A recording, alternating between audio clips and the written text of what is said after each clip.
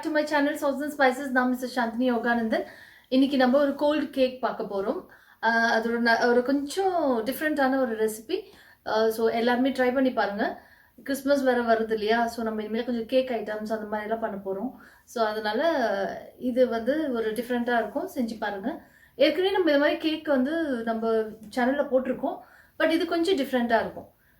செஞ்சு பாருங்க. அதுக்கு முன்னாடி நம்ம வீடியோ எப்படி பண்றதுன்னு பார்க்கறதுக்கு முன்னாடி உங்க எல்லாருக்கும் ரொம்ப நன்றி. சப்ஸ்கிரைப் பண்ண அத்தனை பேருக்கும். புதுசா என் சேனல் பார்த்துட்டு இருக்கிறவங்க சப்ஸ்கிரைப் பண்ணிக்கோங்க. எதனா டவுட்ஸ் இருந்துச்சுன்னா கமெண்ட்ல கேளுங்க. உங்களுக்கு வீடியோ பிடிச்சிருந்ததுன்னா லைக் பண்ணுங்க, ஃப்ரெண்ட்ஸ் அண்ட் ரிலேட்டிவ்ஸ்க்கு ஷேர் பண்ணுங்க. இப்போ நம்ம வீடியோக்குள்ள போய் எப்படி பண்றதுன்னு பார்க்கலாம்.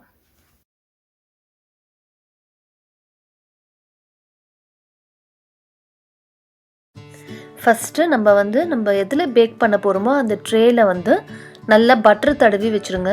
நல்லா ஃபுல்லாக நல்லா தடவிடுங்க. நான் வந்து பேக்கிங் ட்ரேயில் தான் தடவுறேன். இதுக்கப்புறமா ஒரு 4 எக் எடுத்திருக்கேன். ஸோ அதை போட்டுக்கோங்க. அப்புறம் நான் வெண்ணிலா சுகர் யூஸ் பண்ணியிருக்கேன். நீங்கள் வெண்ணிலா எசன்ஸாக இருந்துச்சுன்னா 1 ஸ்பூன் அப்படி போட்டுக்கோங்க. சுகர் 1 கப் போடுறேன். எல்லாம் நம்ம நார்மல் மெஷரிங் கப் தான் போட்டுட்டு இது நல்லா மிக்ஸ் பண்ணுறேன். நான் விஸ்கில் பண்ணாலும் சரி, இல்லை இந்த மாதிரி ஹேண்ட் கேக் மிக்சர் இருந்தாலும் ஓகே. இப்போ வந்து பால் ஒரு 1/2 கப்பு அதையும் அதில் ஊற்றிக்கோங்க. அதே போல் ஆயில் அதுவும் ஒரு 1/2 கப் அதையும் அதில் சேர்த்துட்டு நல்லா மிக்ஸ் பண்ணிக்கோங்க. இப்போ நல்லா அப்படியே நிறையா வந்துடுச்சு பாருங்கள். நல்லா மிக்ஸ் ஆகிருக்கு. இப்போது இந்த ஸ்டேஜில் வந்து நம்ம மாவெல்லாம் ரெடியாக எடுத்து வச்சுக்கோங்க. ஸோ நான் இதுக்கு வந்து ஒரு 2 கப்பு மாவு சலிச்சிட்டு போடுறேன்.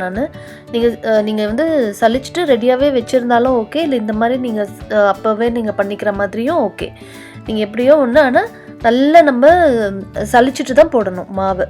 ஸோ இதில் நான் வந்து என்ன பண்ணியிருக்கேன்னா 2 கப்பு மாவு எடுத்திருக்கேன். அதில் வந்து 3 டேபிள் ஸ்பூன் வந்து கொக்கோ பவுட்ரு போட்டிருக்கேன். இதில் 3 டேபிள் ஸ்பூன். இது வந்து அன்ஸ்வீட்டட் கொக்கோ பவுடர் இது. ஸோ அது போட்டிருக்கேன். அப்புறமா வந்து 1 டேபிள் ஸ்பூன் பேக்கிங் பவுடர் போடுவேன். அப்புறம் வந்து 1/2 டீஸ்பூன் வந்து சால்ட் போடுவேன். ஸோ எல்லாமே நீங்கள் ஒன்றா போட்டு நல்லா சலிச்சு வச்சுட்டு அப்புறம் கூட இதில் சேர்த்துக்கிட்டாலும் உங்களுக்கு ஈஸியாக இருக்கும். நான் அப்பப்போ சேர்த்துருக்கேன். நீங்கள் எல்லாமே மொத்தமாக போட்டு நல்லா சலிச்சுட்டு இதில் சேர்த்துக்கோங்க. ஸோ நான் இது எல்லாமே இப்போ வந்து போட்டு நான் சலித்து இதில் சேர்த்துக்கிறேன். இப்போ பாருங்கள், நான் பேக்கிங் பவுடர் யூஸ் பண்ணுறேன். அது கூடவே சால்ட்டு ரெண்டுத்தையும் போட்டுட்டு நம்ம இதே போல் சலிச்சுட்டு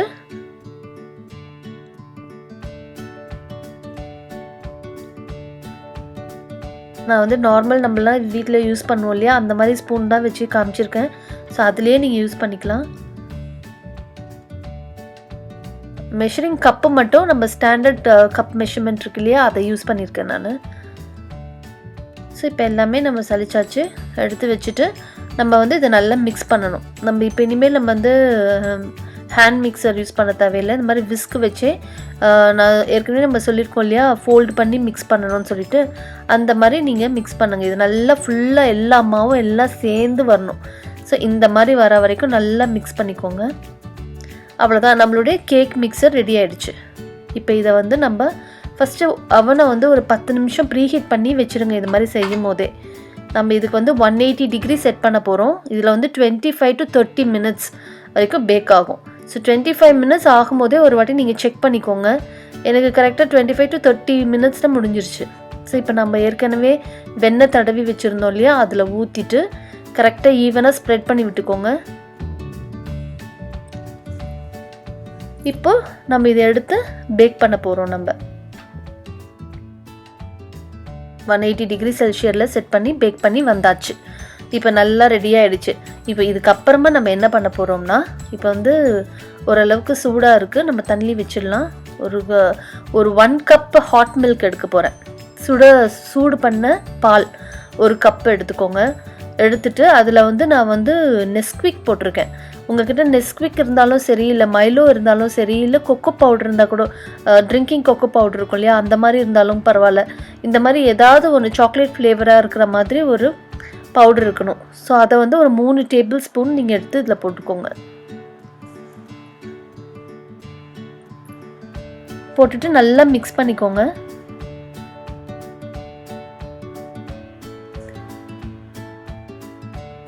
ஸோ இந்த மாதிரி நம்ம மிக்ஸ் பண்ணி ஊற்றும் போது கேக் நல்லா மாய்ஸ்டாக நல்லா சாஃப்டாகும். ஏன்னா இது வந்து நம்ம ஒரு டெசர்ட் ஐட்டம் மாதிரி பண்ண போகிறதுனால இது நல்லா ஊறி இதுக்கு மேலே நம்ம டாப்பிங் பண்ணும்போது சாப்பிடும்போது ரொம்ப நல்லாயிருக்கும். ஸோ இது நல்லா எல்லா இடத்துலையும் கோட் ஆகிற மாதிரி ஊற்றிக்கோங்க. 1 கப் மில்க் கரெக்டாக இருந்துச்சு எனக்கு. உங்களுக்கு அப்படி நீங்கள் ஊற்றுனது பத்தலை அப்படின்னா இன்னும் கூட நீங்கள் பால் ஊற்றி இந்த மாதிரி நல்லா ஊற்றிக்கலாம். ஊற்றிட்டு இப்போ பாலெல்லாம் இறங்கிடுச்சு பாருங்கள். செகண்ட் லேயர் வந்து 1 கப் மில்க் பவுடர், அதே மாதிரி 1 கப் சுகர், அப்புறம் வந்து 1/2 கப் கொக்கோ பவுடர் யூஸ் பண்ணியிருக்கேன். எல்லாமே ஒன்றாவே போட்டு மிக்ஸ் பண்ணிக்கலாம். நம்ம இதில் வந்து 3 டேபிள் ஸ்பூன் வந்து ஃப்ளார், அதாவது நம்ம மைதா மாவு இருக்கு இல்லையா, அது போட்டிருக்கேன் நான். அப்புறமா 2 டேபிள் ஸ்பூன் வந்து கார்ன்ஸ்டார்ச் அது போட்டிருக்கேன் நான். அது கொஞ்சம் நல்லா திக்காக கொடுக்கும் நம்மளுக்கு. அப்புறம் வெண்ணிலா சுகர் இருக்குது என்கிட்ட, நீங்கள் வெண்ணிலா எசன்ஸ் ஊற்றிக்கலாம். ஸோ அது ஒரு சாஷே போட்டிருக்கேன். நீங்கள் சப்போஸ் நீங்கள் வந்து வெண்ணிலா எசன்ஸ் மாதிரி ஊற்றுற மாதிரினா அது ஒரு 1 டீஸ்பூன் போட்டுக்கோங்க. ஸோ இது எல்லாமே போட்டுட்டு இது எந்த கப்பில் நான் மெஷர் பண்ணனோ அதே கப்பில் 4 கப் தண்ணி ஊற்றுறேன். அவ்வளவுதான். இதை நம்ம என்ன பண்ண போகிறோம், நல்லா மிக்ஸ் பண்ணிவிட்டு ஸ்டவ்வில் வச்சு நல்லா சுண்டாக குக் பண்ண போகிறோம். நல்லா திக்காக வரணும் அது. ஸோ இது எல்லாமே ஸ்டவ்வில் வைக்கிறதுக்கு முன்னாடி நல்லா மிக்ஸ் பண்ணிவிட்டு அதுக்கப்புறமா நம்ம ஸ்டவ்வில் வச்சுட்டு இது நல்லா மிக்ஸ் பண்ணும்போது நல்ல சாக்லேட் ஃப்ளேவர் வரும் உங்களுக்கு. அது நல்லா குக் ஆகிட்டு வரும்போது ஸோ அது உங்களுக்கு நல்லா தெரியும். ஒரு பபிள்ஸ் வரணும், அப்போ தான் அது வெந்துடுச்சுன்னு அர்த்தம். நல்லா இருக்கும் உங்களுக்கு, அந்த வாசனை நல்லா வரும்.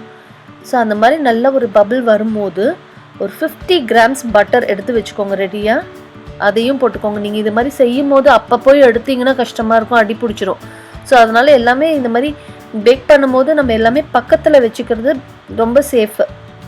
அது இந்த மாதிரி ஸ்டவ்வில் இது மாதிரி திக்காக எல்லாம் பண்ணும்போது நம்ம அடி பிடிக்காமல் இருக்கணும், இல்லைன்னா அப்படியே அந்த ஸ்மெல் வந்துடும். ஸோ நல்லா இந்த பட்டர் கரைஞ்சிடுச்சு. அவ்வளோதான். இது நல்லா கரெக்டான கன்சிஸ்டன்சி ஆகிடுச்சு. இப்போ நான் வந்து ஒரு பாத்திரத்தில் மாத்திரம் இது நல்லா சூடு தாங்குகிற ஒரு பவுல் இது. நீங்கள் அந்த மாதிரி ஒரு இதில் ஊற்றிட்டு ஃப்ரிட்ஜில் வைக்க போகிறோம். ஒரு 1 hour கிட்ட ஃப்ரிட்ஜில் வைக்க போகிறோம். ஸோ அதனால் நான் இதில் மாற்றிட்டு ஃப்ரிட்ஜில் வச்சு எடுத்துருக்கேன் பாருங்கள். இப்போ எடுத்துகிட்டு இப்போ இதை நான் நல்லா பீட் பண்ணுறேன். இது கூட நான் வந்து 1 கப் க்ரீம் யூஸ் பண்ணுறேன்.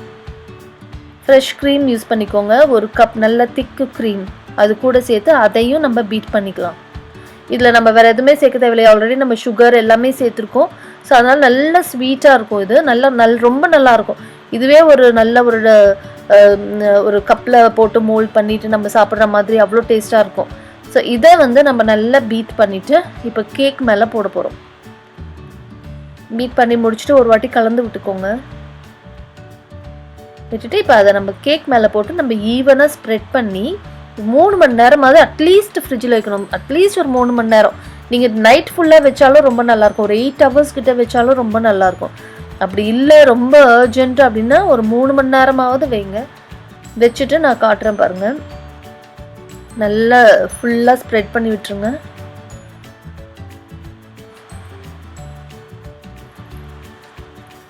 சப்போஸ் வேணும்னா நம்ம இதுக்கு மேலே இது செட் ஆனதுக்கு அப்புறமா கூட நம்ம ஒரு சாக்லேட் சாஸ் கூட பண்ணி ஊற்றலாம். பட் இந்த லேயரே போதும், ரொம்ப ஹெவியாகிடும். ஸோ அதனால் இது பண்ணிவிட்டு ஒரு நான் வந்து உங்களுக்கு காட்டுறதுக்காக 3 ஹவர்ஸ்லேயே எடுத்துடுறேன். நான் வெளியில் எடுத்துட்டு இதுக்கு மேலே நான் வந்து சும்மா சாக்லேட்டால் வந்து டெக்கரேட் பண்ணுறேன்.